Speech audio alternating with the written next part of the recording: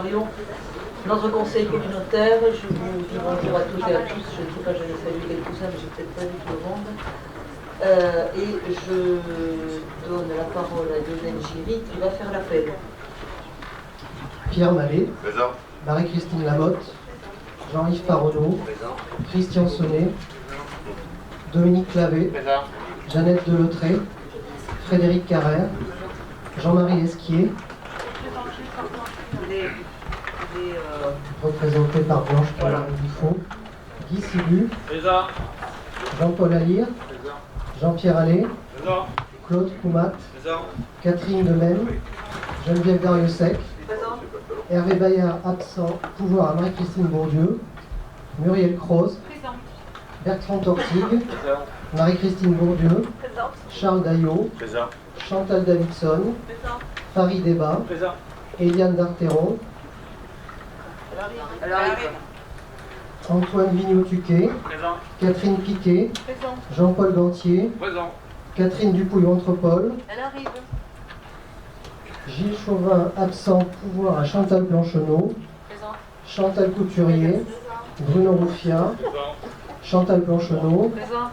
Nicolas Tachon, Présent.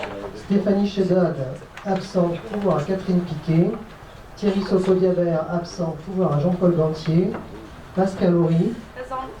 Jean-Marie Bagui, absent, pouvoir à Pascal Horry, Marina Bancon, absente, pouvoir à Nicolas Tachon, Renaud Leitet, Présent. Elisabeth Souminac-Gerbeau, absente, pouvoir à Renaud Leitet, Didier Simon, Présent. Julien Antunes, Véronique Glaise, Michel Garcia, Philippe Saès, Florence Thomas, Jean-Louis Darietor, Régine Nérig, Joël Bonnet, Présent. Delphine Salambier, Elle arrive. Bernard Kruzinski, Présent. Marie Denis, Présente. Olivier Boissé, Présent. Laetitia Tachon, Présente. Éric Mezrich, absent, pouvoir à Marilyn Rousseau, Présente. et Denis Capdeviol. Très bien, merci beaucoup. Le quorum est largement atteint. Bon, nous avons une séance où nous voyons compte administratif et budget supplémentaire, enfin, surtout le compte administratif, et également un point important qui est le dernier point qui concerne l'approbation du règlement général du temps de travail. Donc je vous propose de démarrer immédiatement par le vote du procès-verbal de la séance du 11 avril 2017. Y a-t-il des mots ou des phrases mal retranscrites? Il n'y en a pas. Donc, y a-t-il des avis contre ce procès-verbal? Des abstentions? C'est adopté à l'unanimité. Le compte-rendu des décisions que j'ai pu prendre entre le 4 avril et le 9 juin 2017. Donc, il y a pas mal de marchés publics, d'accords cadres. Est-ce qu'il y a des questions particulières? Pas de questions particulières? Parfait. Alors avant que nous démarrions l'ordre du jour et des délibérations, je souhaite que nous puissions prendre connaissance ensemble de la charte des élus. Il est vrai que cette charte doit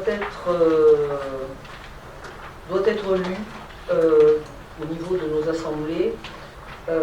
La loi du 31 mars 2015 qui vise à faciliter l'exercice du mandat des élus locaux, la charte de l'élu local qui définit les principes déontologiques et qui encadre cet exercice.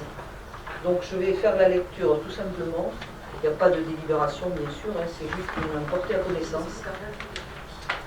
Donc le texte de cette charte de l'élu local comporte 7 points. Premier point, l'élu local exerce ses fonctions avec impartialité, diligence, dignité, probité, intégrité. Deuxième point, dans l'exercice de son mandat, l'élu local poursuit le seul intérêt général à l'exclusion de tout intérêt qui lui soit personnel, directement ou indirectement, ou de tout autre intérêt particulier. Troisième point, l'élu local veille à prévenir ou à faire cesser immédiatement tout conflit d'intérêts lorsque ses intérêts personnels sont en cause dans des affaires soumises à l'organe délibérant dont il est membre, l'élu local s'engage à les faire connaître avant le débat et le vote. Bon, c'est le cas souvent quand il y a des élus qui appartiennent à des bureaux d'association, mais en général, nous sommes vigilants à ce genre de choses. Quatrièmement, l'élu local s'engage à ne pas utiliser les ressources et les moyens mis à sa disposition pour l'exercice de son mandat ou de ses fonctions à d'autres fins. Cinquième point, dans l'exercice de ses fonctions, l'élu local s'abstient de prendre des mesures qui, accordant un avantage personnel ou professionnel futur après la cessation de son mandat et de ses fonctions, lui accordant pas tout. Sixièmement, l'élu local participe avec assiduité aux réunions de l'organe délibérant et des instances au sein desquelles il a été désigné. Et septièmement, issu du suffrage universel, l'élu local est et reste responsable de ses actes pour la durée de son mandat devant l'Assemblée, l'ensemble des citoyens de la collectivité territoriale à qui il rend compte des actes et des décisions pris dans le cadre de ses fonctions. Voilà ces 7 points. Bon, est-ce qu'il y a des commentaires particuliers? Nous en avons donc tous pris connaissance.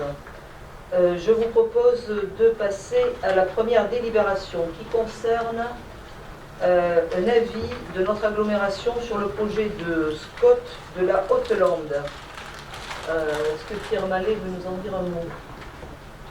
Oui, merci Madame la Présidente. Donc cette délibération concerne notre avis puisque nous sommes à côté de ce SCOT de la Haute-Lande. Donc suite à la réunion avec les personnes publiques et associées, nous avons noté que ce projet n'appelle pas d'observation particulière concernant les orientations en matière de développement économique. La seule réserve qu'éventuellement nous pourrions formuler concerne la densification, puisqu'au regard des enjeux de densification, la proposition du SCOT est, je dirais, minimale. Toutefois, il nous est proposé de donner un avis favorable au SCOT de la Haute-Lande. Bien. Des questions? Pas de questions particulières. Donc, sur cet avis positif, y a-t-il des avis contre dans notre assemblée? Des abstentions? Il n'y en a pas. Donc, nous transmettrons cet avis à la Haute-Lande. Le compte administratif 2016. Hervé Bayard étant absent, j'ai demandé à Jean-Paul Alire et Hervé Bayard a demandé à Jean-Paul Alire de présenter ce compte administratif. Je remercie Jean-Paul Alire de son implication dans ce conseil, et même en dehors du conseil d'ailleurs, dans la partie finance. Jean-Paul Alire. Merci Madame la Présidente. Donc on va se regarder quelques chiffres pendant une petite demi-heure. On va essayer d'être rapide et conscrit. Si vous avez des questions, n'hésitez pas à les poser. Alors, oui, demi-heure, si je me suis pas rapide, je suis rapide. Alors, donc l'analyse du budget, donc je vous propose d'aller sur la note d'analyse pour regarder quand même l'ensemble des chiffres. Alors sur la section de fonctionnement, ce qu'on peut retenir, c'est que la section de fonctionnement dégage un excédent de 2 253 771 € sur l'exercice 2016, avec 43 377 000 € de recettes pour 41 123 000 € de dépenses. Après affectation du résultat et de la couverture du besoin de financement à l'investissement et compte tenu des restes à réaliser, le résultat de clôture de fonctionnement s'élève donc à 30 963,67 € pour l'exercice 2016. Le taux d'exécution des dépenses de fonctionnement est de 94,33, 98,16 pour les opérations réelles et celui des recettes est de 99,50%. Les dépenses réelles de fonctionnement ont augmenté de 22,85% en 2016 et les recettes réelles de fonctionnement, elles, ont progressé de 19,89%. Sous l'effet donc année pleine du fonctionnement de nouvelles compétences transférées, bien évidemment la compétence scolaire, la politique de la ville et aussi la mutualisation. La progression plus rapide des dépenses s'explique par l'effet conjugué des transferts de compétences, donc on passait par la valorisation du CIF et la baisse donc de la dotation globale de fonctionnement qui elle continue. Le taux d'épargne brute, donc qui sont les recettes réelles de fonctionnement moins les dépenses réelles de fonctionnement, se situe à 7,58%. Cet autofinancement s'élève à 526 028,41 € et la capacité de désendettement est à 16 ans. Je vous rappelle que sur l'objectif du mandat, on s'est fixé 10% d'épargne brute et 11 ans de capacité de désendettement. Donc il faudra que l'on poursuive nos efforts en matière notamment de maîtrise de charges de fonctionnement. Vous avez en dessous la structure des dépenses réelles de fonctionnement. Donc on peut constater que les dépenses de personnel représentent 49%, les charges à caractère général 17% et les autres charges de gestion courante 23%. Ils sont donc l'essentiel de nos dépenses de fonctionnement. À noter que les charges de personnel, 49%, se situent dans un ratio tout à fait convenable dans le cadre d'une communauté d'agglomération. Alors ces charges de personnel ont été réalisées à hauteur de 100%. Le poste de charge de personnel donc représente 49% des dépenses. Ces charges de personnel ont progressé en 2016 de 67,79%. Cela provient essentiellement de ce qu'on a dit tout à l'heure, l'effet année pleine des transferts de compétences éducation, politique de la ville et des mutualisations des services, l'augmentation du point et de l'indice. Donc au total, l'effectif s'élève à 515 agents au 31 décembre 2016, donc 88 emplois non titulaires, pour votre information. Au niveau de la charge financière, il comprend les intérêts de la dette qui ont augmenté de 17,32% par rapport à 2015. Ce poste représente seulement 4,53% des dépenses de fonctionnement. Le suivi de la trésorerie tout au long de l'année a permis de mobiliser que l'emprunt 2015 reporté, soit 7 788 000 €. Les emprunts prévus en 2016 donc, sont donc passés en reste à réaliser pour 6 500 000 €. Les autres charges de gestion courante, ce poste a un taux de réalisation de 99,27% et a augmenté de 40,31%, notamment avec les transferts de subventions au CIAS et à l'Office du tourisme, du chapitre 67 vers le chapitre 65. Il représente 27,79% des dépenses réelles de fonctionnement. Parmi les principales dépenses, on note la contribution au CITOM pour 5 758 272 €, 208 121 € de cotisation à l'EPFL, 61 584 € de contribution au syndicat derrière, 252 000 € de contribution au CIBUS scolaire et CDC des pays grenadiois pour le CLSH, 140 000 € de subvention au Stade de Montois, 125 000 € de subvention politique de la ville, le budget au CIAS de 1 450 000 € et la subvention au budget annexe de l'Office de tourisme pour 558 000 €. Les charges exceptionnelles, elles ont diminué de 73% entre 2015 et 2016. Les principaux postes sont toujours la subvention au budget annexe transport pour 441 000 €. On verra que tout à l'heure, on peut reprendre 100 000 € sur le budget transport dû à sa situation au 31/12/2016. Et 63 000 € de soutien à la recherche. Alors les charges à caractère général, vous avez le détail. Elles ont été réalisées à hauteur de 91,91%. Elles représentent 17,38% des dépenses. La hausse des charges à caractère général a été de 40,49%. Les postes y ont évolué sont les achats au chapitre 60, plus 60%, et les autres services extérieurs au chapitre 62, pour 24%. Toujours pareil, cela provient du transfert des compétences éducation qui s'est accompagné de transfert de charges sous la forme de fournitures scolaires, de denrées alimentaires, des fluides et de frais d'entretien des bâtiments scolaires. L'atténuation de produits, le chapitre donc 014 comprenait le versement de la dotation de solidarité communautaire aux communes membres et de l'attribution de compensation.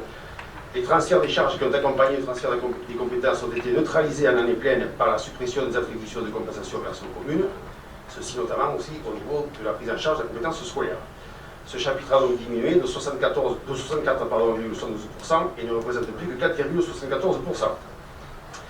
Les recettes de fonctionnement, donc vous avez la structure des recettes dans le calendaire, les impôts et les taxes représentent 71,97%, l'excédent de fonctionnement reporté 15,78%, donc ce sont les deux principales structures en matière de recettes de fonctionnement.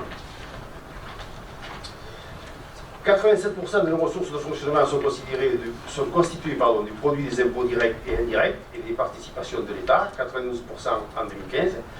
Cette dépendance diminue du fait de la baisse de la DGF. Le produit des impôts et taxes a augmenté de 15,52% en raison d'attributions de compensation reçues des communes suite au transfert de compétences, puisque cette recette s'inscrit au chapitre 73. Les dotations et participations ont progressé de 10,19% par rapport à 2015. Le produit de la fiscalité locale à l'article 73.11 représente 17 701 053 €, donc il y intègre l'IFER, la CVAE, la TASCOM, le CFE, la TPH et la taxe foncière. Les produits d'exploitation au chapitre 70 ne représentent que 9,32% des recettes, 2% en 2014 et 5,86% en 2015. Ils progressent de 90% en raison du transfert en année pleine de la compétence éducation, donc produits des cantines et des centres de loisirs notamment. Voilà pour la section de fonctionnement. Pour la section d'investissement, donc en dépenses, on la réalise pour 19 949 057 €. et en recettes pour 14 304 331 €.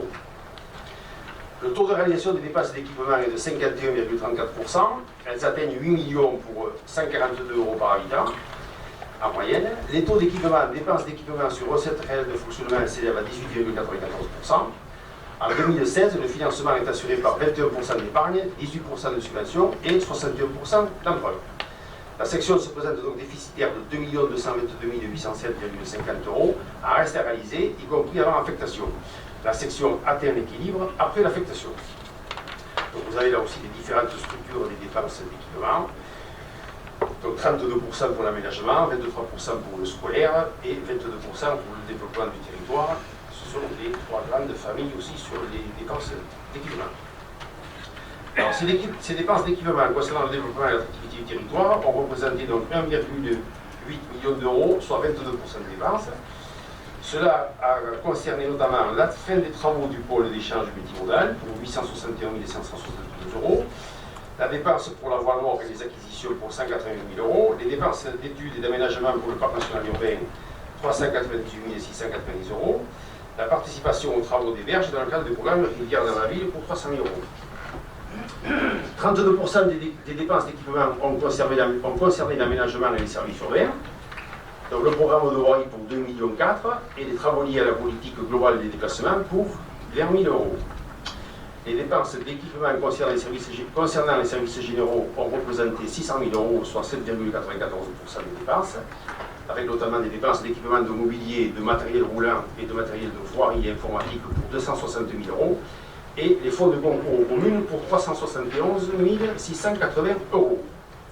Les dépenses d'équipement concernant la solidarité ont représenté 900 000 €, soit 11,75%, avec principalement 152 352 € pour le suivi animation, 664 784 € au titre d'aide du programme d'intérêt général et 34 605 € d'études pour le diagnostic politique de la ville. Les dépenses d'équipement concernant l'économie ont représenté 153 332 €, soit 1,92% des dépenses. Il s'agit principalement de la participation au capital de l'école du désigne pour 100 000 €. Les dépenses d'équipement concernant le tourisme ont représenté 25 000 €. Il s'agit de dépenses concernant le site de menace. Les infrastructures culturelles ont fait l'objet de 134 505 € de dépenses d'équipement, soit 1,68% des dépenses d'équipement. Cela a concerné essentiellement la fin de l'aménagement de salles de réunion du pôle culturel.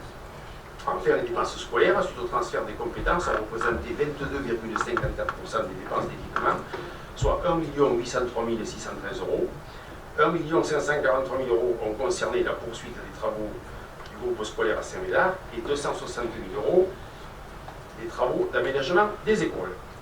Voilà, Madame la Présidente, ce qu'il en est du code administratif du budget principal qui est parfaitement conforme au code de gestion, bien évidemment, du receveur. Dans le total, vous avez en page 6 donc, de ce gros document que vous avez sous les yeux, est un état de dépenses après exécution après report des restes à réaliser et de l'aide de -1, de total de dépenses de 65 218 376,35 pour un total de recettes de 65 249 340,02. On peut présenter les autres budgets. Oui, et puis on fera une discussion. Le code administratif du budget transport. Donc, le résultat de fonctionnement s'élève à 90 521,02 et celui d'investissement à 74 225,88. Donc nous avons un excédent global de 164 746,92 €. Concernant le compte administratif du budget logement, le résultat de fonctionnement s'élève à 517 694,26 et celui d'investissement est négatif de 48 279,81, ce qui nous laisse un excédent global de 469 414,45 €. Et le budget des zones d'activité, le code administratif des zones d'activité, le résultat de fonctionnement négatif est de 1 312 995,15 et le résultat d'investissement s'élève lui à 2 750 842,21, ce qui laisse un résultat de clôture de 1 052 628,37. Merci beaucoup. Et dans la note, vous avez le détail des coûts de fonctionnement par infrastructure ou par service. Il y a menace, par exemple, la médiathèque, le pôle culturel, l'éducation, centre de loisirs, périscolaire, cuisine centrale, le chenil et l'aire des gens du voyage. Donc, ce sont des chiffres intéressants où on peut voir par analytique, où l'on peut voir effectivement ce que représente le coût d'un service. Y a-t-il des... je vous donne la parole, des commentaires, des questions? Il n'y en a pas? Bien, alors s'il n'y en a pas, je vais laisser la parole à Pierre Mallet et je vais m'en aller pour qu'il se fasse voter ses comptes administratifs. Excusez-moi, messieurs.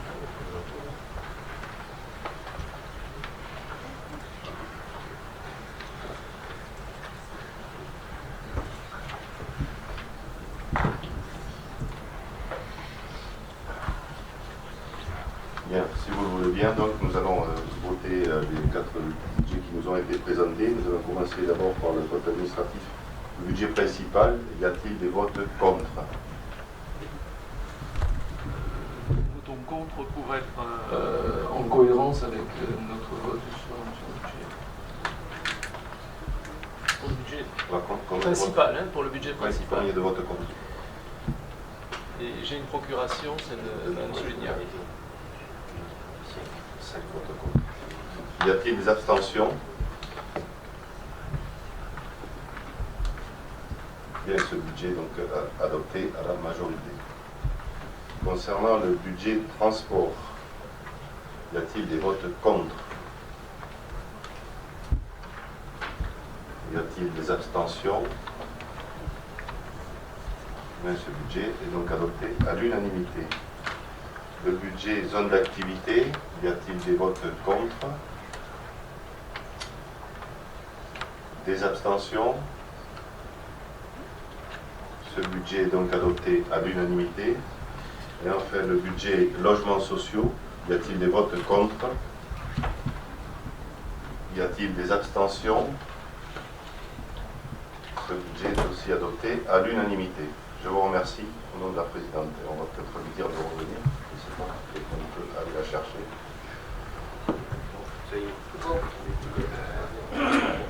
Voilà, Madame la Présidente, les budgets ont tous été adoptés.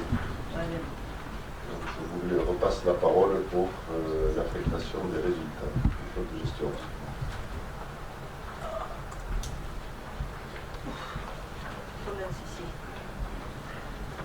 Merci beaucoup. Donc, excusez-moi, c'est moi qui suis en retard. Donc, l'affectation des résultats. Jean-Paul Lalire. L'affectation des résultats. Donc, le résultat de fonctionnement 2016 se décompose du résultat de l'exercice 1 844 477,09. Le résultat antérieur reporté 409 294,08 sur un total affecté de 2 253 771,17. Le solde d'exécution d'investissement de N-1, moins 5 644 726,50. Et reste à réaliser pour 3 421 919. Donc un besoin de financement de 2 222 807,50. Donc on vous propose d'affecter en réserve 68 2 222 807,50, bien évidemment pour combler le déficit. Et le report en fonctionnement pour 30 963,67 que nous avons vu tout à l'heure. Très bien. Alors, pour l'affectation de ces résultats, pour le budget principal, y a-t-il des votes? Pardon. Pareil. Pour être en cohérence, pareil. Oui. Donc, 5 votes contre, c'est ça? Abstention? Il n'y en a pas. C'est adopté à la majorité. Le budget logement. Y a-t-il des votes contre? Des abstentions? C'est adopté à l'unanimité. Le budget transport. Y a-t-il des votes contre? Des abstentions? C'est adopté à l'unanimité. Et pour le budget zone d'activité, y a-t-il des votes contre? Des abstentions? C'est adopté à l'unanimité. Je vous remercie. Je vous propose que nous passions au budget supplémentaire. Donc c'est un budget d'ajustement, principalement, Jean-Paul à dire. Effectivement, c'est un budget d'ajustement. On vote un budget supplémentaire parce qu'on a voté donc, le budget prédictif au mois de décembre, sans avoir le compte administratif. C'est pour ça que c'est la première année que nous avons un budget supplémentaire. Alors, je vous propose de regarder la note de cette thèse et puis on ira directement aux chiffres. Donc, le budget supplémentaire en 2017 est principalement un budget de report. Donc, il intègre les reports et les résultats de l'exercice 2016 que nous venons de constater sur le compte administratif. Les ajustements de crédit sont également rendus nécessaires. Alors, parmi les plus significatifs sont à souligner donc, les conséquences des notifications fiscales et dotations de l'État au chapitre 73-74, donc avec une baisse de 223 048 €. Les ajustements sur la contribution versée au SICTOM en dépenses et en recettes et sur les participations au CIU scolaire pour 60 000 €. Des remboursements de subventions à la CAF pour 82 000 € financés par le non-recrutement des emplois subventionnés, puisqu'il y a eu moins de recrutement que ce qui avait été prévu au départ. Des frais de gestion complémentaires pour faire face aux besoins des services, notamment des frais d'honoraires, des frais d'annonce et des frais de transport pour 148 000 €. On l'a vu tout à l'heure, une diminution de subventions versées au budget annexe transport, moins 100 000 €. Et un reversement d'une partie du résultat excédentaire du budget annexe logement pour 150 000 €. Des ajustements pour les dotations aux amortissements suite aux différents transferts pour 564 507 €. L'équilibre de la section de fonctionnement s'opère par une diminution du virement à la section d'investissement d'un montant de 687 690 €. En investissement, les principaux éléments, outre les restes à réaliser en dépenses et en recettes, sont l'inscription de subventions complémentaires de l'État via la DETR pour 103 895 € pour des subventions sur les travaux scolaires et de la ville de Mont-de-Marsan pour participer aux travaux de la place Serroc pour 157 000 €. L'inscription des dépenses d'investissement complémentaires correspondant aux subventions perçues, à savoir des travaux et d'équipements numériques scolaires et des travaux de voirie. Les écritures de régularisation comptable correspondant à la première tranche de la loi NOR afin de récupérer le fonds de compensation de la TVA, puisque nous pouvons récupérer 200 000 € de fonds de compensation de la TVA. Et des travaux d'aménagement de bourg pour le compte de la commune de Saint-Perdon en dépenses et en recettes. Donc là aussi, vous avez au total, à la page 6 de ce document, donc, le budget supplémentaire qui s'équilibre avec des restes à réaliser, bien évidemment, un total de 12 048 548,04 €. Bien, y a-t-il des questions? Pas de questions particulières? Bon, c'est vraiment des ajustements, il n'y a pas rien de très nouveau. Bien, y a-t-il des votes contre? Toujours les mêmes, 5. Des abstentions? C'est adopté à la majorité. Je vous remercie. Pour le budget annexe transport. Alors, suite à ce qu'on a vu, donc, des ajustements de crédit sont également nécessaires. Parmi les plus significatifs, donc, on souligne notamment la diminution de 100 000 € de la subvention d'équilibre au budget principal, donc qui s'équilibre à la somme de 64 746,90 € et il n'y a pas de reste à réaliser pour le budget transport. Parfait. Pas de questions? Y a-t-il des votes contre? Des abstentions? C'est adopté à l'unanimité. Pour le budget annexe des zones d'activité. Concernant les zones d'activité, des ajustements de crédit sont nécessaires, notamment pour les écritures de stock. Donc il s'équilibre, lui, à la somme de 3 854 340,48 € en tenant compte des restes à réaliser et des résultats reportés. Pas de questions? Y a-t-il des votes contre? Des abstentions? C'est adopté à l'unanimité. Et le budget annexe des logements. Des ajustements de crédit sont nécessaires aussi. Le reversement d'une partie du résultat de l'exercice excédentaire 2016 au budget principal pour un montant de 150 000 €. L'inscription d'une dépense d'investissement pour réhabiliter un logement du parc Pellegari à Saint-Pierre-du-Mont et l'inscription d'une dépense d'entretien de logement. Il s'équilibre, lui, à la somme de 647 694,86 € en tenant compte des restes à réaliser et des résultats reportés. Y a-t-il des questions? Pas de questions. Y a-t-il des votes contre? Des abstentions? C'est adopté à l'unanimité. Nous devons modifier des APCP, des autorisations de programme crédit de paiement pour le programme annuel de voirie. Oui, Jean-Paul Allier. en fait, il s'agit simplement de modifier l'année 2017, où de 2,5 millions on passe à 2 657 000 €, puisqu'il faut tenir compte donc, de la subvention de la ville par rapport aux travaux de la place Serroc que nous venons de l'inscrire au budget supplémentaire. Y a-t-il des avis contre? Des abstentions? C'est adopté à l'unanimité. L'acceptation d'un fonds de concours. Attendez. Oui, c'est ça. L'acceptation d'un fonds de concours de la ville de Mont-de-Marsan pour le financement de l'opération d'aménagement de la place Saint-Roch. Oui, oui. Alors ces travaux donc, comprennent l'aménagement de la place, la voie de circulation, le parvis, le mobilier urbain, ainsi que la réalisation d'une œuvre artistique. Le coût de l'opération s'élève à 1 783 450 €. Donc, compte tenu de l'importance de ces aménagements qui revêtent un caractère central en termes de développement du cœur de ville, la ville de Mont-de-Marsan souhaite participer à hauteur de 157 000 € par le biais du fonds de concours. Ça fait l'objet de la précédente délibération. Y a-t-il des questions? Y a-t-il des avis contre? Des abstentions? C'est adopté à l'unanimité. Une demande de garantie d'emprunt pour une opération de construction de 14 logements locatifs sociaux à Saint-Pierre-du-Mont. Voilà, donc, Ça serait bien. 4 lignes, bien sûr, on nous demande de supporter une garantie de ces 4 lignes de prêt. Donc un PPLAI de 327 460 € pour une durée de 40 ans, donc indexé sur le taux du livret A. Un PLI foncier de 116 453 € sur 50 ans, lui, toujours pareil, indexé sur le livret A. Un prêt plus de 538 151 € sur 40 ans, toujours indexé sur le livret A.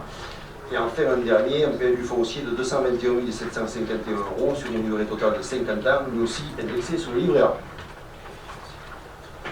Bien, donc la garantie c'est donc 100%, et le total c'est 1 203 815 € pour ces logements sociaux. Si nous ne garantissons pas ces emprunts, de toute façon, bien souvent, nous n'arrivons pas à réaliser les opérations, puisque avec ces bailleurs sociaux, c'est nous qui sommes à la manœuvre pour garantir les emprunts. Et XL Habitat, c'est le département qui garantit. Bien. Y a-t-il des questions? Y a-t-il des avis contre? Des abstentions? C'est adopté à l'unanimité. Je vais passer la parole à Joël Bonnet à propos de la modification de la taxe de séjour communautaire. Merci Madame la Présidente. Oui, il s'agit de la modification de la taxe de séjour communautaire qui a été mise en place sur le territoire à compter du 1er janvier 2013 avec une répartition de 90% de cette taxe qui est reversée à l'Office du tourisme, du commerce et de l'artisanat et les 10% restants au conseil départemental au titre de la taxe de séjour additionnelle. Dans la loi de finances 2015, les conditions d'application de la taxe de séjour ont été modifiées. Pour le compte de Mont-de-Marsan Agglomération, cette taxe de séjour n'a pas été revue depuis le 1er janvier 2013. Donc pour pouvoir la modifier à compter du 1er janvier 2018, il faut que cette délibération soit effectuée avant le 30 septembre. Les hébergements concernés sont les palaces, les hôtels de tourisme, les résidences de tourisme, les meublés de tourisme, les villages de vacances, les chambres d'hôtes, les emplacements dans les aires de camping-car et les parcs de stationnement touristique par tranche de 24 heures, les terrains de camping et de caravanage, les ports de plaisance. Voilà en ce qui concerne les établissements concernés. Lors d'une commission de tourisme le 7 juin dernier, et après avoir fait des études et des comparatifs par rapport à ce qui s'effectue sur notre région, il y a une taxe mini et une taxe maxi qui existent et nous sommes largement en dessous de la taxe médiane notamment. Donc nous avons regardé ce que donnait la majoration de 15% de la taxe de séjour par rapport à celle qui est aujourd'hui, ce qui est la mieux adaptée par rapport aux attentes. Donc l'affectation du produit sera bien évidemment entièrement affectée à des dépenses destinées à favoriser la fréquentation et le développement touristique du territoire qui instaure la taxe de séjour, donc en ce qui concerne notre territoire. La taxe départementale additionnelle à la taxe de séjour, elle est établie et recouvrée selon les mêmes modalités que la taxe de séjour. La collectivité à l'origine de l'instauration de la taxe de séjour doit également recouvrir cette dernière pour le compte du département et, comme je l'ai dit tout à l'heure, reverser à concurrence de 10% de la taxe de séjour. Vous avez l'impact sur les tableaux qui sont effectués sur les différents établissements. Donc, je vous propose donc de regarder le tableau et de répondre aux éventuelles questions que vous pourriez avoir, ceci ayant été étudié lors de la dernière commission de tourisme. Bien, y a-t-il des questions? C'est pas excessif. Hein. Non. C'est pas excessif et c'est vrai que ça. On le reverse intégralement à l'office de tourisme et ça permet à l'office de tourisme de développer ses actions. Donc voilà, je crois qu'on est complètement dans le sujet. Avec qui plus est une taxe qui était figée depuis 2013. Quand on regarde ce qui se passe dans les autres offices du tourisme, beaucoup la revalorisent tous les ans, voire tous les 2 ans. Donc ça justifiait qu'on puisse effectuer cette démarche. Bon, rassure-moi, il n'y a pas de palace ici. Voilà.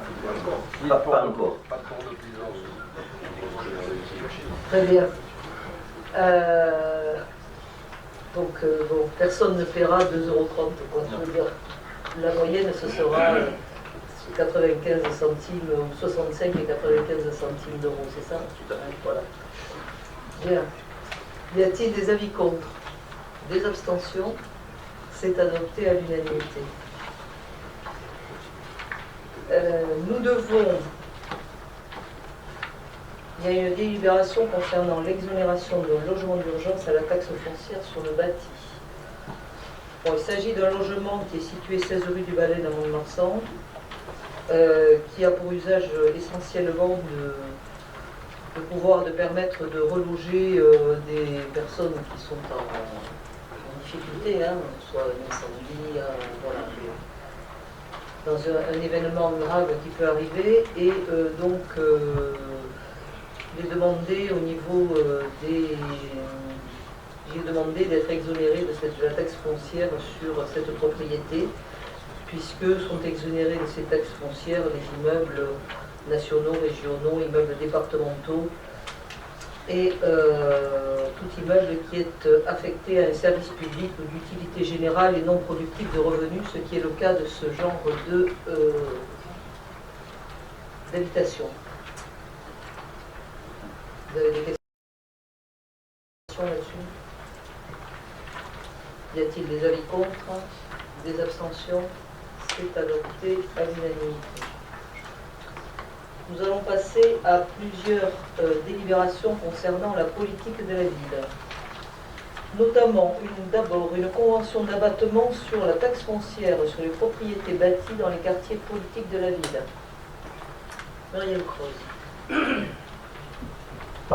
Merci Madame la Présidente. Donc effectivement, la loi des finances pour 2015 a étendu l'abattement de 30% sur la base d'imposition de la taxe foncière sur les propriétaires bâtis pour les bailleurs sociaux.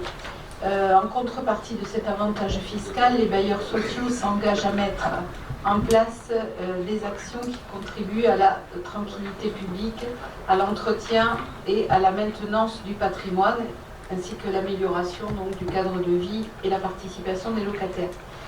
Donc le cadre pour mettre la mise en œuvre et le suivi de ce dispositif, il est proposé donc des conventions d'utilisation de l'abattement de la TFPB qui vont être déclinées par quartier et par bailleur social.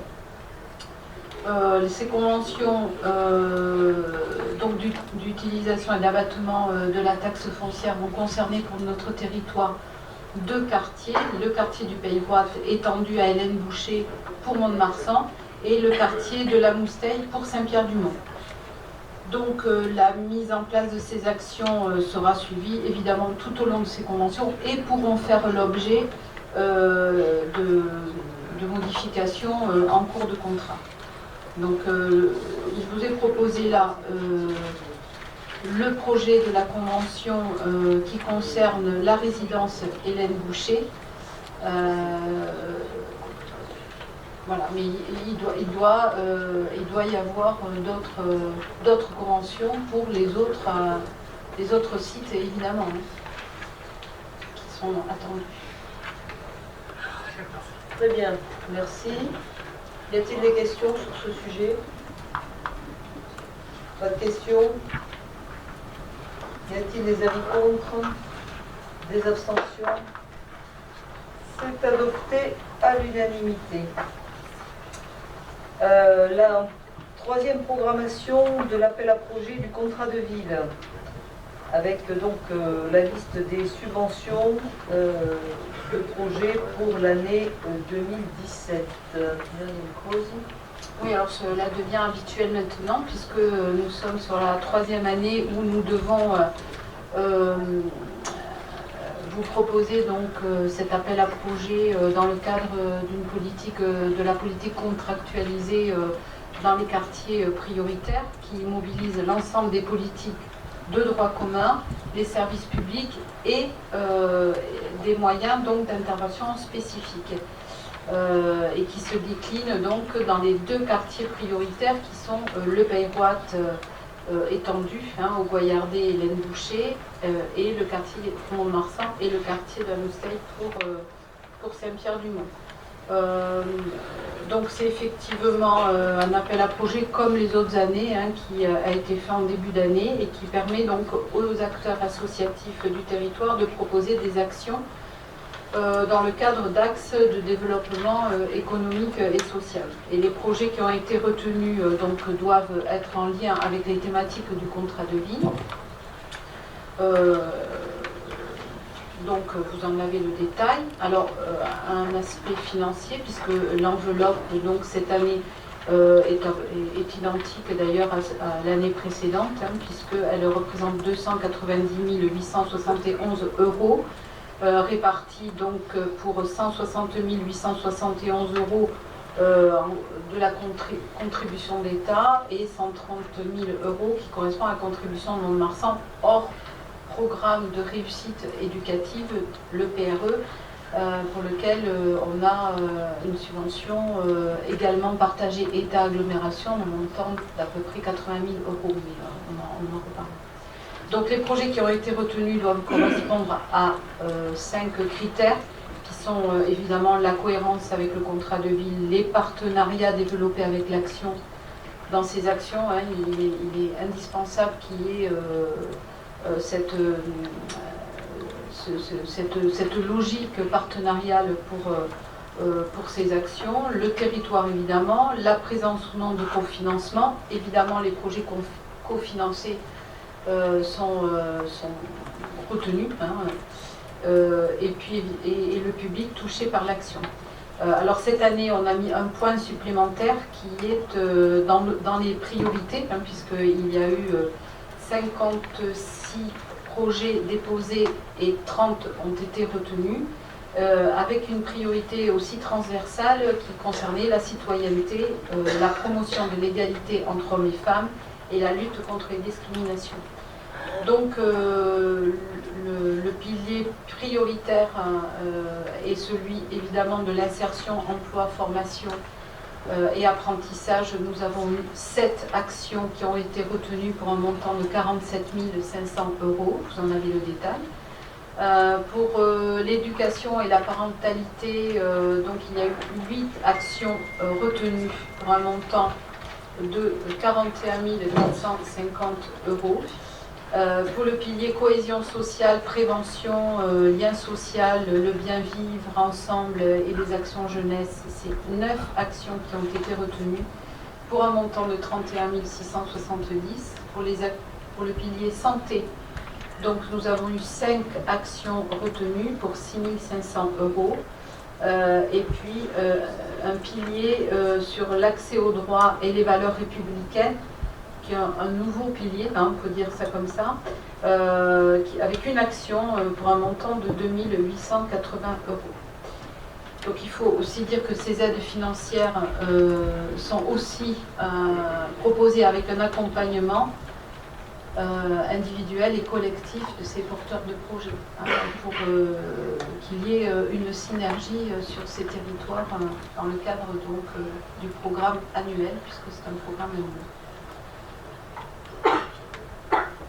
Très bien. Merci. Avez-vous des questions?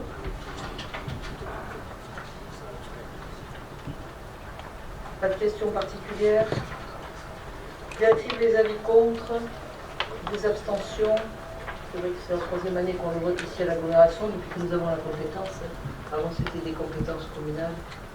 Et les ressources ont bien sûr été transférées à l'agglomération par les communes. Pas d'avis contre, donc c'est adopté à l'unanimité. Extension des actions et du nombre de protocoles dans le projet de réussite éducative intercommunale. Muriel? Donc effectivement, le PRE, donc le projet de réussite éducative communautaire, porte donc sur les 2 quartiers prioritaires, mais aussi s'étend au réseau d'éducation prioritaire de la ville de Mont-de-Marsan. Donc c'est aujourd'hui un PRE communautaire, hein, ce qui n'était pas le cas, ça l'est depuis 2016. Hein. Donc il y a des projets qui sont portés dans le cadre de ce PRE et qui répondent à un double objectif, qui est la mutualisation, qui s'appuie, disons, sur la mutualisation des moyens et des expériences entre les 2 PRE qui existaient donc avant 2016. Et puis un portage donc du dispositif qui est différent, puisque aujourd'hui il est porté donc par la communauté, et sur le plan budgétaire il est porté par le CIAS. Nous l'avions déjà évoqué lors du conseil communautaire précédent. Là il vous est proposé donc une extension des actions avec un nombre de protocoles qui a changé, puisqu'il passe de 130 à 150. Alors pourquoi? Tout simplement parce qu'on adapte aussi le programme de réussite éducative qui est travaillé avec l'ensemble des partenaires du champ éducatif et de l'enseignement. Nous avons adapté l'offre aux besoins de situation identifiés, en particulier concernant le décrochage scolaire, l'absentéisme et les problèmes de comportement à l'école. Donc nous proposons de nouvelles actions dans le cadre de ce programme de réussite éducative. Vous avez le détail des actions qui ont été menées sur l'année scolaire 2016-2017. Donc on a des offres qui sont très variées, puisqu'on a une offre sportive, culturelle et de loisirs avec l'ensemble des partenaires de notre territoire qui sont listés dans la délibération. L'offre éducative avec donc aussi les partenaires que l'on trouve sur les quartiers et sur le territoire, l'offre d'aide à la parentalité, l'offre de santé. Et donc nous aurons des actions qui concerneront aussi la citoyenneté et les engagements. Voilà. Très bien. Avez-vous des questions? Le budget du PRE, c'est 80 000 €, 40 000 € de l'État et 40 000 € de l'agglomération. C'est ça, et une subvention de la caisse d'allocation familiale qui nous arrive un peu plus tard. D'accord. Y a-t-il des avis contre? Des abstentions? C'est adopté à l'unanimité. La délibération suivante concerne l'organisation du service civique pour la promotion 2017-2018. Yann Larteron, ça nous en dire un mot? Merci. Donc, la ville de Mont-de-Marsan, via le service politique de la ville, s'est engagée très rapidement dans le dispositif du service civique, qui a permis d'accueillir des jeunes sur des missions, développer leur sens civique, leur engagement dans des missions d'intérêt général. Ce service, transféré à Mont-de-Marsan agglomération depuis mai 2015, a désormais en charge l'accueil, l'accompagnement et le suivi des volontaires. Ainsi, Mont-de-Marsan agglomération a assuré la continuité en accueillant dès février 2016 des volontaires au sein de ses services et en pilotant le dispositif en interne. Pour cela, la collectivité a mis en place les conditions nécessaires à l'accueil et l'accompagnement de ces volontaires, notamment avec le recrutement en CAE, indispensable à la veille quotidienne et à la gestion du groupe, qui est également chargé de la mise en synergie de nos différents services accueillants et qui les aide à réaliser leur mission. Au regard du bilan positif de ces 2 premières années, Mont-de-Marsan Agglomération souhaite continuer la montée en puissance progressive par l'accueil de 12 volontaires pendant 8 mois à partir de novembre 2017. Les conditions d'accueil sont exactement identiques à celles que nous avions votées l'année dernière à pareille époque, c'est-à-dire que l'État verse une prestation, une indemnité égale à 35-45%, ce qui représente 427,97 € pour chaque jeune accueilli. Et la collectivité leur verse une prestation complémentaire nécessaire à leur subsistance, pour leur équipement, hébergement et transport, une indemnité qui correspond à 107,58 €. Et par ailleurs, la collectivité leur offre également un abonnement TMA pendant toute la durée de leur engagement pour pouvoir se déplacer plus facilement dans l'agglomération. Juste un petit mot pour terminer. Demain s'achève la session 2016-2017 et je vous invite à venir voir la production de ces jeunes demain en salle du conseil municipal à 11 h pour la cérémonie de clôture. Très bien. Génial, merci pour cette invitation. Y a-t-il des questions sur ce service civique? Bon, ça fonctionne bien et en général ils sont assez motivés dans le projet. Donc c'est intéressant. Et ce sont souvent des jeunes qui sont soit en recherche d'orientation. Aussi, aujourd'hui même, nous avons eu une inspection des services de la région sur nos services civiques et ils ont été très favorablement impressionnés par tout l'accompagnement que nous mettons à côté des missions, la formation. Et c'est aussi, c'est également ce qu'on fait remonter les jeunes, ils ont été très sensibles, ils se côtoient entre différents organismes des services civiques qui organisent des services civiques et vraiment ils faisaient partie des seuls qui bénéficiaient de cette formation et de cet accompagnement. Et ça a été remarqué par les organismes de contrôle. Ah ben, parfait alors. Félicitations. Bien. Si on a des bons points en plus, c'est bien. Y a-t-il donc des questions sur ces services civiques particulièrement? Y a-t-il des avis contre? Des abstentions? C'est adopté à l'unanimité. Et pour terminer, ce qui concerne la politique de la ville, le contrat local de sécurité et de prévention de la délinquance et plus particulièrement le plan d'action de prévention de la radicalisation qui doit être annexé au contrat de ville. Muriel Creux. Donc effectivement, c'est une délibération qui concerne la prévention de la radicalisation et l'implication des collectivités territoriales. Donc le 13 mai 2016, le Premier ministre établit une note d'instruction invitant les collectivités territoriales à élaborer à compter du 1er janvier 2017, dans le cadre des conseils locaux de sécurité et de prévention de la délinquance et les CLSPD, un plan d'action de prévention de la radicalisation, donc à annexer au contrat de ville. Ce plan de prévention de la radicalisation va venir en complément de dispositifs déjà existants et en particulier la cellule départementale qui se situe à la préfecture et qui est pilotée par le préfet, mais qui, elle, va plutôt avoir pour mission d'échanger sur des situations individuelles de personnes radicalisées ou en voie de radicalisation. Là, le plan d'action de la prévention se situe plutôt sur de la prévention très primaire, très en amont. Donc,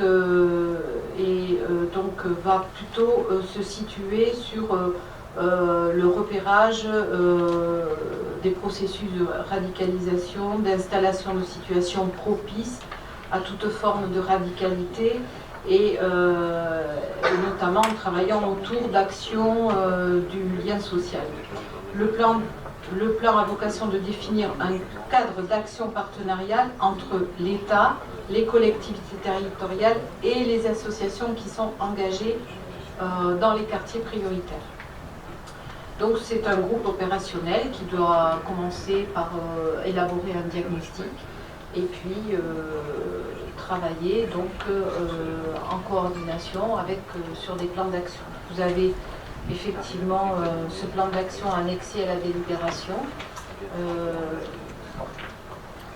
Des éléments de diagnostic de notre territoire, qui dit qu'effectivement il y a aujourd'hui 55 personnes qui sont suivies au titre de la radicalisation dans le cadre des cellules départementales. Et puis donc vous avez toute une partie sur le plan de prévention lui-même et son organisation sur le plan opérationnel avec donc un groupe opérationnel. Pardon.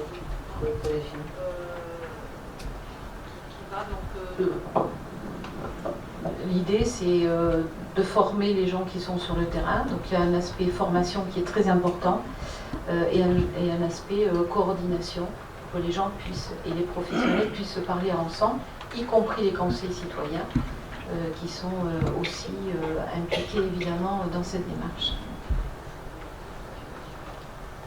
Très bien. Y a-t-il des questions? Des questions particulières? Donc, je vous propose de voter ce plan d'action de prévention de la radicalisation que nous allons annexer au contrat de ville. Y a-t-il des avis contre? Des abstentions? C'est adopté à l'unanimité. Pardon, si je tape le micro, ça fait le nom. Bien. Nous avons terminé avec tous ces dossiers qui concernent la politique de la ville. Et je vous propose de poursuivre avec une délibération qui concerne la désignation des membres du conseil communautaire au conseil d'administration de l'AMAC, l'association montoise d'animation culturelle. Donc l'AMAC promeut des pratiques artistiques, notamment de la musique amplifiée. Et bien sûr, nous soutenons la MAC et accompagnons le projet des jeunes. Il y a bien sûr le café musique et d'intérêt communautaire depuis le 1er janvier 2017. Et donc, c'est maintenant l'agglomération qui doit siéger au niveau de la MAC qui utilise les locaux du café musique. Il nous faut donc 3 membres de l'agglomération. Pour faire des propositions. Si vous n'êtes pas d'accord, vous le direz. Je vous propose Chantal Davidson, Delphine Salambier et Nicolas Tachon pour être nos représentants au niveau de la MAC. Est-ce que ça pose des problèmes? Est-ce qu'il y a d'autres candidatures? Pas particulièrement. En général, on ne se bat pas pour aller dans des structures. Bien. Donc, y a-t-il des avis contre? Des abstentions? C'est adopté à l'unanimité. Bon, ceci dit, Chantal Davidson, Nicolas Tachon et Delphine Salambier suivent, on est à suivre cet équipement, enfin, et l'équipement de près dans le projet d'équipement et l'association. Donc vous êtes désignés à l'unanimité, tout le monde est, voilà, vous fait confiance. La délibération 22 concerne les indemnités de fonction du président, des vice-présidents et des autres membres du bureau. Et il nous faut apporter une délibération. Lorsque nous avions délibéré, c'est-à-dire j'imagine après les élections de 2014, c'est ça, nous avions délibéré en conseil communautaire en faisant explicitement référence à l'indice 1015. Or, cet indice a évolué puisqu'il est passé à 1022. Donc, toutes les collectivités qui ont délibéré de cette façon doivent reprendre cette délibération. Et afin qu'il n'y ait plus de problème lié à l'augmentation des indices, il vous est proposé de noter simplement indice terminal, ce qui est général et n'oblige pas à redélibérer à chaque fois. Donc voilà, le président c'est 68% de l'indice terminal, le premier vice-président 44%, les deuxièmes au 12e 33%, le conseiller communautaire délégué 6% de l'indice terminal. Rien n'a changé, sinon cette histoire d'indice, quoi, il n'est pas de notre ressort. Bien, y a-t-il des avis contre? Des abstentions? C'est adopté à l'unanimité. Nous avons des modifications de périmètre du syndicat du Moyen-Adour landais, le CIMAL. Alors, le CIMAL, nous devons approuver l'extension du périmètre de ce syndicat pour la compétence donc de gestion des cours d'eau et des milieux aquatiques, pour la partie du territoire située sur le bassin versant de l'Adour aux communes suivantes: Bamako, Cassin, Le Houga, Loué et Saint-Jour-de-Ribat. J'espère que vous êtes d'accord. Ce serait mieux. Pour quelle raison? Est-ce que vous voulez que je vous lise la déclaration? Voire même les statuts du syndicat. Donc le CIMAL, nous sommes d'accord. Pas d'avis contre, pas d'abstention. C'est adopté à l'unanimité. Et nous devons modifier le périmètre du CIRBAL. Après le CIMAL, le CIRBAL. Puisque nous appartenons en fait à tous ces syndicats, hein, c'est pour ça que nous devons systématiquement voter, vu qu'il y a une modification. Et nous sommes au CIRBAL justement pour le compte des communes de Benquet et de Bretagne. Nous est demandé, alors là c'est encore autre chose, il nous est demandé d'approuver le retrait des communes d'Aire-sur-Adour, Artassinx, Auris, Beuil-Soubiran, Bamako, Bascons, Classon, Dior-Bachin, Eugénie-les-Bains, Omoko, Latrille, Morin, Miramont-Saint-Sac, Renin, Saint-Agnier, Saint-Sevé, Saron, Sorbette et de Mont-de-Marsan. Non, on approuve le retrait de ces communes et de Mont-de-Marsan agglomération pour la compétence de gestion des cours d'eau et des milieux aquatiques pour la partie du territoire située sur le bassin versant du Bosse, du Sourin, du Lourdin, du Brousseau, du Bail, des Aribottes, du Vergoignan, du Baillier au 30 décembre 2017. Donc on se retire du CIRBAL. Voilà. Pas d'avis contre, pas d'abstention. C'est adopté à l'unanimité. On voyage avec ces délibérations dans le département. On prépare GEMAPI en fait, oui, c'est ça. Exactement. La fameuse GEMAPI qui va nous coûter cher. Coûter cher aux contribuables. La délibération 25 concerne une délégation à la présidente pour les saisines de la commission consultative des services publics locaux. Alors cette commission doit se réunir à peu près une fois, enfin pas à peu près, une fois par an, pour évaluer l'ensemble des projets de délégation de services publics ou de régie dotée d'une autonomie financière. Tout organe public qui travaille pour un service public en définitive, qui a donné une délégation de service public. Alors l'agglomération, c'est essentiellement pour les transports que nous réunissons cette commission. Et ce qui vous est demandé, c'est tout simplement que je puisse saisir cette commission consultative directement, c'est-à-dire que je puisse la convoquer sans passer par une délibération préalable. C'est simplement pour simplifier le parcours administratif des choses. Voilà. Je n'aurai que le pouvoir de convoquer la commission, si vous m'y autorisez. Y a-t-il des avis contre? Des abstentions? C'est adopté à l'unanimité. Et notre dernière délibération concerne l'approbation du règlement général du temps de travail. Alors c'est une délibération qui est importante pour notre collectivité, nos agents et nos services. Puisqu'il s'agit d'un travail qui a été fait de façon très soutenue depuis ces derniers mois. Alors vous savez que nous sommes passés aux 1607 heures au 1er janvier 2017. et qu'il fallait que nous écrivions ce règlement général du temps de travail afin que ce document cadre nous permette à notre collectivité d'être vraiment dans les clous et d'intégrer ces 1607 heures.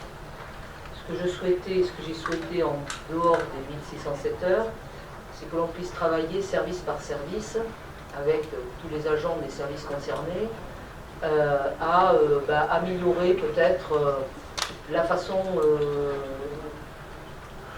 les conditions de travail, oui, c'est-à-dire par exemple certains services peuvent supporter des horaires variables qui sont adaptables à la vie privée de nos agents. D'autres services ne le peuvent pas, mais peuvent permettre de l'annualisation. D'autres services, ce sont des journées continues.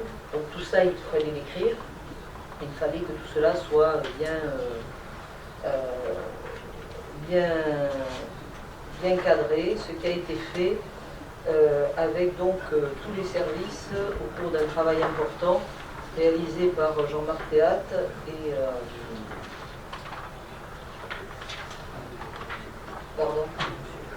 Amandine Sourouille, ainsi que je suis en fin de journée là, ainsi que donc chaque service. Donc ça a été beaucoup de réunions, beaucoup d'investissements de chacun, et nous sommes arrivés à trouver un équilibre. Alors je ne vais pas vous lire tout ce document, je pense que vous l'avez certainement lu. Ce que je peux vous dire, c'est qu'il est passé en comité technique et qu'il a été voté à l'unanimité, donc y compris de toutes les organisations syndicales. C'est vraiment un travail co-construit, collaboratif, et je pense que nous avons bien avancé collectivement dans ce dossier, et j'en suis très satisfaite. Et les élus qui sont au comité technique peuvent en témoigner. Y a-t-il des questions particulières sur ce document? La question. Alors je rappelle, et je dis enfin qu'il y aura des règlements annexes spécifiques, particuliers pour certains services, et que nous rajouterons et que nous travaillerons à partir du mois, qui seront travaillés à partir du mois de septembre. Voilà, parce que ça nécessite encore un travail important. Enfin, bon, voilà, dans tous ces services qui ont été restructurés, qui ont été mutualisés, qui aussi ont vu leur nombre augmenter, par exemple pour les services scolaires et périscolaires, je crois que c'est une vraie avancée d'avoir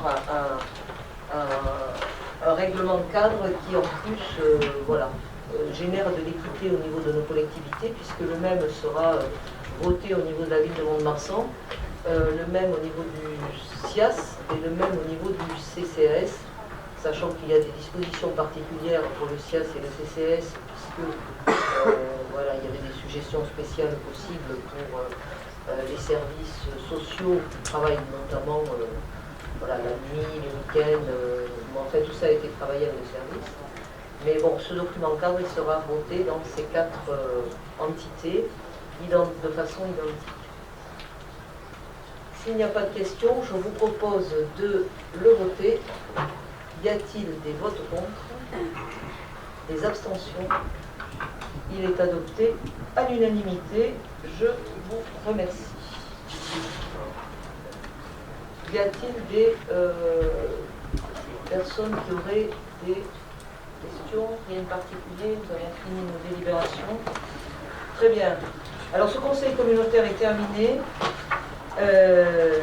Mes amis, je n'ai rien préparé de particulier. Sinon que je me suis rendu compte à la dernière délibération que c'était le dernier conseil communautaire que je présiderais. Et je n'avais pas, je n'ai pas préparé de discours particulier.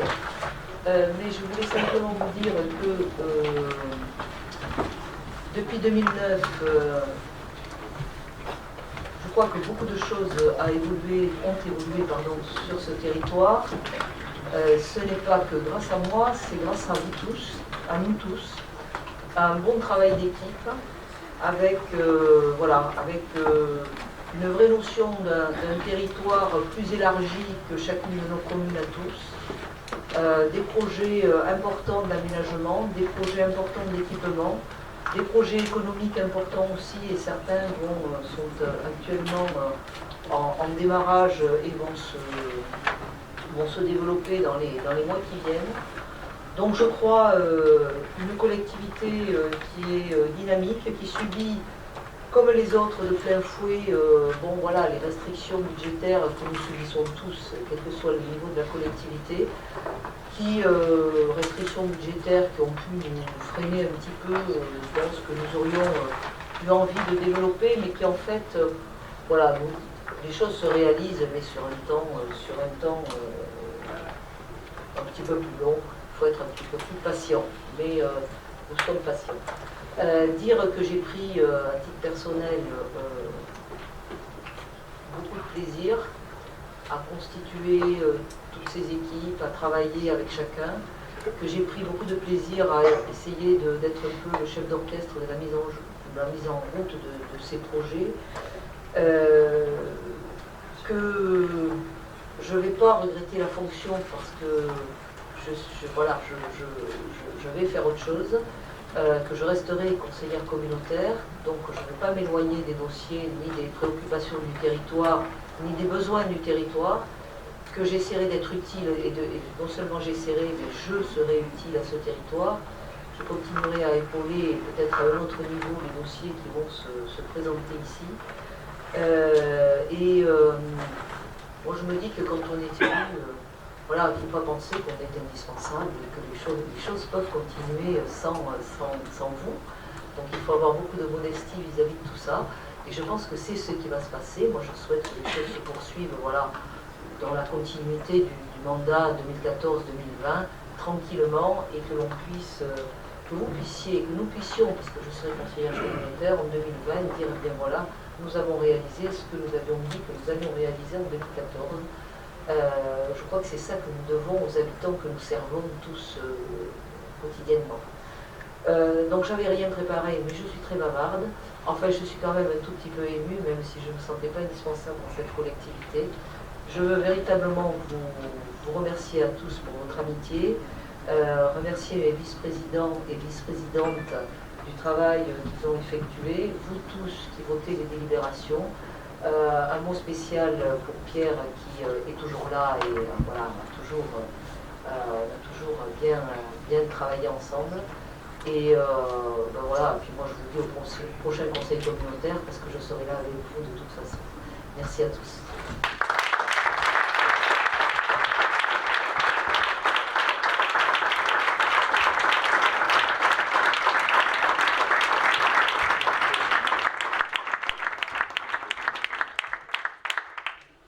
Pierre Mallet réclame la parole, que je lui accorde. Je suis désolé, c'est pas très protocolaire, puisque théoriquement, après la présidente, on doit se taire. Mais je voudrais dire un petit mot à titre personnel, puisque je n'imaginais pas en 2008, lorsque nous avons discuté avec la nouvelle maire de Mont-de-Marsan, que nous ferions ce chemin ensemble. Depuis presque 10 ans, nous travaillons, presque main dans la mer. Marcel ne m'en voudra pas, nos noms sont intimement liés.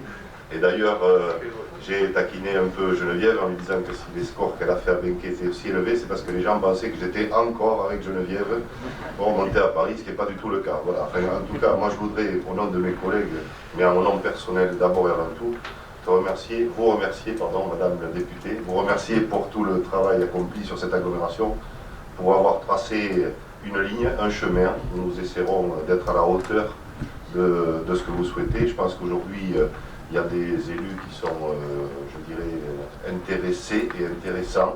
On peut continuer à travailler, vous l'avez dit. Nous pourrons nous appuyer sur votre collaboration, sur votre expertise aussi. Et en tout cas, Geneviève, je veux te dire merci, merci beaucoup. Et je pense qu'au nom de tous les habitants de notre agglomération, merci pour ce qui a été fait ces 10 dernières années. Merci beaucoup. Je pense qu'on peut se lever pour t'applaudir.